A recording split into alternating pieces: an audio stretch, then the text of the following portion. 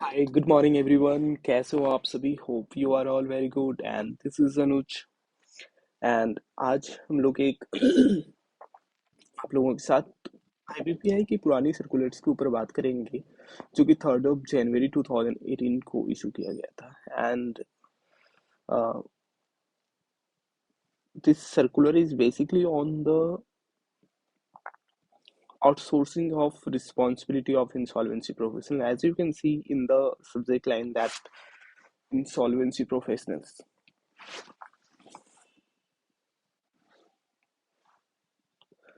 insolvency professional not to outsource his responsibilities, right? This is the subject line and this is the circular number IP/003/2018, and this is the circular number and this is the circular date 3rd of January 2018. Guys, वैसे तो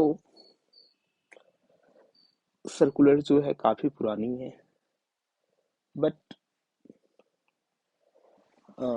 मुझे लगता है कि इसके ऊपर एक discussion होनी चाहिए। एंड ऑल दो all of you are aware on this circular and provision pertaining to the outsourcing of responsibilities of insolvency professionals, but yes, there must be वे ये सर्कुलर उनके लिए ज़्यादा इम्पोर्टेंट होंगे जो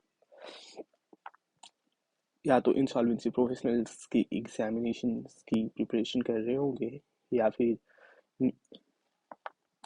वर्किंग प्रोफेशनल्स जो आईबीसी इकोसिस्टम में काम कर रहे होंगे, राइट? देखो, फर्स्ट ऑफ ऑल हम लोग ये देखते हैं कि as a IP, as a insolvency professionals, ठीक है, इन शॉर्ट हम इसको आईपी कहते हैं। एज अ इंसॉल्वेंसी प्रोफेशनल्स एक व्यक्ति का क्या क्या रोल हो सकता है इंसॉल्वेंसी एंड बैंक्रप्सी कोड में? तो देखो, एज अ इंसॉल्वेंसी प्रोफेशनल आप कंपनी की आईआरपी का काम कर सकते हो। IRP stands for interim resolution professional, right? दूसरा, आप एज अ आरपी का काम कर सकते हो, रेजोल्यूशन प्रोफेशनल्स। तीसरा, आप एज अ लिक्विडेटर, है ना, लिक्विडेटर की रोल होता है। आप एज अ बैंक्रप्सी ट्रस्टी का काम कर सकते हो, हम लोग बीटी कह रहे हैं इसको, ठीक है, बैंक्रप्सी ट्रस्टी, ठीक है। तो एज अ इंसॉल्वेंसी प्रोफेशनल्स, है ना, इंसॉल्वेंसी प्रोफेशनल्स जब एक व्यक्ति बनता है तो वो अलग अलग कैपेसिटी में इंसॉल्वेंसी एंड बैंक्रप्सी कोड के अंदर उनकी अपॉइंटमेंट होती है। एंड सभी अलग अलग, ये जितने भी कैपेसिटी में अपॉइंटमेंट होती है उन सभी कैपेसिटी में उनकी एक अलग ड्यूटीज होती है, रिस्पॉन्सिबिलिटीज होती है, एंड रिस्पॉन्सिबिलिटीज होती है। And accordingly insolvency professionals are supposed to discharge his responsibilities, duties, जो भी है, जिस भी कैपेसिटी में अपॉइंटमेंट हो रही है उसको वो डिस्चार्ज करते हैं, ठीक है। अब ये जो सर्कुलर है क्यों इशू किया गया, क्या पर्पस था, है ना, इन सभी चीज़ों को हम लोग एक बार बारीकी से देखते हैं। तो as in the para number 1 इसमें मेंशन किया गया है कि इंसॉल्वेंसी एंड बैंक्रप्सी कोड 2016, ठीक है, read with regulations mandated thereunder cast specific duties and responsibilities on insolvency professionals. An insolvency professional is required to perform certain tasks under the code while acting as interim resolution professionals, ठीक है, resolution professional, liquidator, bankruptcy trustee, etc. इन तमाम capacity में insolvency professionals is suppose to discharge certain duties, responsibilities, है ना। तो ऐसा कहा जा रहा है। अब इसमें एक एग्जांपल दिया गया है कि insolvency professionals required to manage the corporate operation of the corporate debtor, और कह सकते हो कि business operation of the corporate data as a going concern. जब कंपनी में आईआरपी के तौर पे अपॉइंट किया जाता है या फिर आरपी के तौर पे अपॉइंट किया जाता है, then insolvency professional shall run the operation of the corporate data as a going concern. He is also required to invite the resolution plan resolution plan क्या है? देखो, रेजोल्यूशन प्लान बेसिकली कंपनी की revival के लिए एक plan है जो resolution applicant से मंगवाया जाता है एज अ गोइंग कंसर्न, ठीक है। जो इंसॉल्वेंसी की समाधान करने के लिए होगा, है ना। And then examine of the that resolution plan and present such plan to the committee of the creditors for approval, which comply with the provision of the code. To assist him in carrying out his responsibility, the code, read with regulation, allow insolvency professional to appoint accountants, legals, or other professionals as may be necessary. अब देखो, इसमें ये भी कहा गया है कि insolvency professionals की जो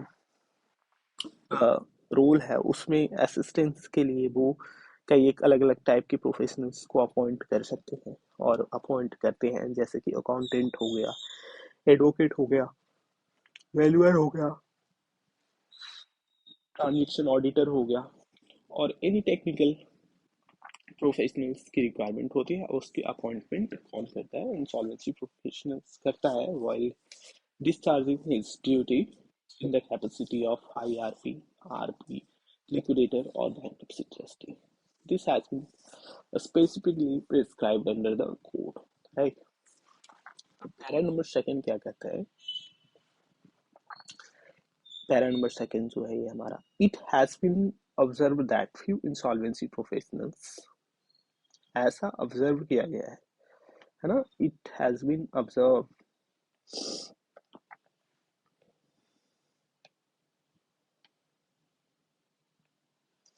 It has been observed that few insolvency professionals are advising prospective resolution applicants to submit a certificate from another person to the effect that they are eligible to uh, eligible to be resolution applicant, ठीक है।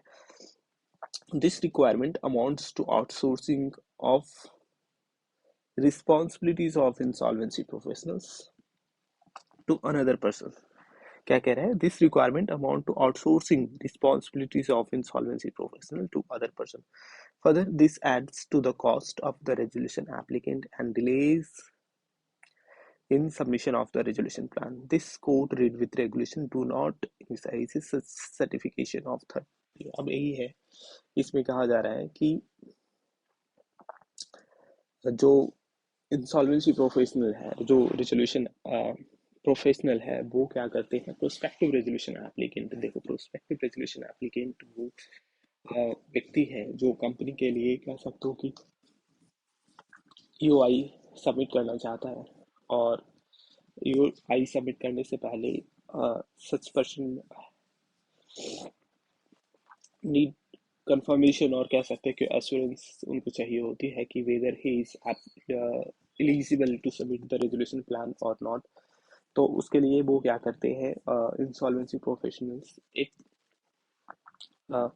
Certificate obtain करने की बात करती है कि आप किसी भी एक प्रोफेशनल से आप एक सर्टिफिकेट ले लो, and that certificate will clearly mention that you are eligible to submit the resolution plan for the corporate debtor or the company is under insolvency। तो अब है क्या कि जो सर्टिफिकेट लेना है उनको obtain करना है किसी अदर प्रोफेशनल से, विल मेंशन कि वो ही इज एलिजिबल और जो भी है not eligible to submit the resolution plan, but this amounts to some extra cost, है ना। This amount to some extra cost जो कि रेजोल्यूशन एप्लीकेंट के ऊपर बढ़ता है, and delays in submission of the resolution plan, है ना। क्योंकि ऑब्वियस सी बात है कि जब रेजोल्यूशन एप्लीकेंट एक प्रोफेशनल्स को अप्रोच करेगा फॉर द सर्टिफिकेट, देन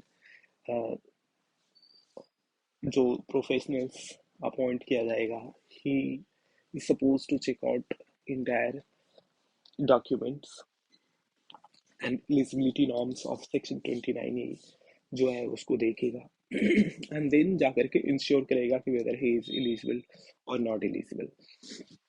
इस काम के लिए वो प्रोफेशनल फी भी चार्ज करेंगे। तो somehow This is going to increase uh, cost, which is unnecessary burden on the resolution applicant, as well as taking some extra time, which cause delays in submission of the resolution plan, and delays in the submission of the resolution plan ultimately results in delay in the resolution of the corporate data. ठीक है, तो इसके ये सारे तमाम consequences हैं। Para number third पे बताया गया है कि it is here by directed that insolvency professional shall not outsource. ये जो पैरा थ्री है इसमें कहा गया है कि it is hereby directed that the insolvency professional shall not outsource any of his duties and responsibilities under the code. He shall not require any certificate from another person certifying the eligibility of the resolution applicant. ठीक है, अब इसमें एक कहा गया है कि जो इंसॉल्वेंसी प्रोफेशनल है shall not outsource करेगा his duties and responsibilities under the code. He shall not require any certificate from another person certifying the eligibility of the resolution applicant.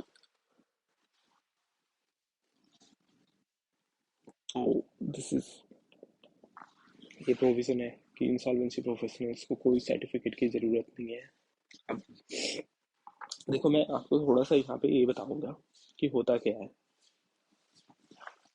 Provision basically है क्या कि एक कंपनी में ना form जी issue किया जाता है। फॉर्म फॉर्म जी होता है, ठीक है। फॉर्म जी होता है basically invitation for resolution, expression of interest, invitation for EOI बोलते हैं, ईओआई, एक्सप्रेशन ऑफ इंटरेस्ट, ठीक है। अब एक्सप्रेशन ऑफ इंटरेस्ट जब इनवाइट किया जाता है तो क्या होता है कि वेरियस ईओआईज आती है, ईओआईज, है ना, एक्सप्रेशन ऑफ इंटरेस्ट, ठीक है। ए किसका होता है, prospective, P R A, PRA submit करते हैं। प्रोस्पेक्टिव रेजोल्यूशन एप्लीकेंट अपना एक्सप्रेशन ऑफ इंटरेस्ट सबमिट करते हैं, किस लिए कि such PRs willing to submit his expressions for the resolution of CD, है ना। वे जितने भी ईओआईज होती है इसको कौन चेक करता है, कौन चेक करेगा, चेक किया जाएगा, ठीक है, बाय आरपी। आरपी को चेक करना है कि जो ईओआईज हमारे पास आए हैं वो EOIs as per R F R P request for resolution plan की जो डॉक्यूमेंट्स है उसके अनुसार होनी चाहिए, और जो इंसॉल्वेंसी एंड बैंक्रप्सी कोड की एलिजिबिलिटी रिक्वायरमेंट है वो मीट करना चाहिए, ठीक है। जब ये रिक्वायरमेंट फुलफिल होता है as per R F R P documents and code की जो प्रोविजंस हैं उसके कंसेंसस में है ईओआईज, तो वो तमाम पर्सन जिन्होंने ईओआईज को सबमिट किया है उनकी नाम एक प्रोविजनल लिस्ट में दिया जाएगा। प्रोविजनल लिस्ट में कोई ऑब्जेक्शन नहीं रेज किया जाता है किसी भी पीआरएस के द्वारा। देन सच PRS shall be mention under the final list of PRS, और वो फाइनल लिस्ट पब्लिश किया जाएगा। एंड वो पर्सन, वो पीआरएस जिनका नाम फाइनल लिस्ट में सबमिट किया गया है, मेंशन किया गया है, they are suppose to submit the resolution plan for the revival of the corporate debtor from the insolvency as a going concern, ठीक है। तो सीडी की revival as a going concern करने के लिए वो अपना क्या रेजोल्यूशन प्लान सबमिट करेंगे, एंड देन फिर रेजोल्यूशन प्लान का एग्जामिन किया जाएगा। एंड देन रेजोल्यूशन प्लान यदि परफेक्टली क्राफ्ट किया गया है, ड्राफ्टिंग हुई है, और उसमें कोई कह सकते हो कि क्वेरिंग की या फिर कोई डिफेक्ट या फिर कोई ऑब्जर्वेशन सीओसी की होती है तो उसको जो रेजोल्यूशन एप्लीकेंट है मीट आउट करेगा, and then will submit to the COC for the approval. और कह सकते हो कि डिसीजन ऑफ द सीओसी, यदि सीओसी को परफेक्ट लगता है resolution plan, then that resolution plan will be approved by the COC, and then finally वो resolution plan को NCLT में भेजा जाएगा, and then NCLT क्या करेगी, उस resolution plan को चेक आउट करके अप्रूवल दे देगा, and then फिर उस resolution plan का implementation हुआ। and this is the एक कह सकते हो कि ईओआई जब इशू होता है उससे लेकर के रेजोल्यूशन प्लान की इम्प्लीमेंटेशन तक की एक शॉर्ट कहानी थी। Although this these things are not required for this circular, but मैं एक ऐसे ही बता रहा हूँ। तो इसी बीच में ईओआई की जो प्रोसेस होती है, इसी बीच में जब ईओआई आता है ना, तो यहाँ पे ऐसा लिखा गया है कि जो क्या इंसॉल्वेंसी प्रोफेशनल्स रिकमेंड करते थे कि आप एक सर्टिफिकेट लेकर के आओ कि that you are eligible to submit the resolution plan. Uh, and this was causing some unnecessary cost on the resolution applicant as well as delays in submission of the resolution plan. तो IBBI ने इस circular के तहत ये बोला कि there is no requirement to submit any certificate to the insolvency professionals, as IP is not required to have any certificate on the eligibility of the resolution applicant. Further, it was also stated that this amount to outsourcing of responsibilities of insolvency professionals, यदि इस तरीके की कुछ activities की जा रही है, then that will amount to कह सकते हो outsourcing of responsibilities of insolvency professionals. And whereas the outsourcing of any sort of responsibilities of IP is not allowed in IBC, right? उसके बाद पैरा फोर जो हमारा है, इसमें ये बताया गया है कि ये जो सर्कुलर इशू किया गया है section 196 read with section 208 of the insolvency and bankruptcy code.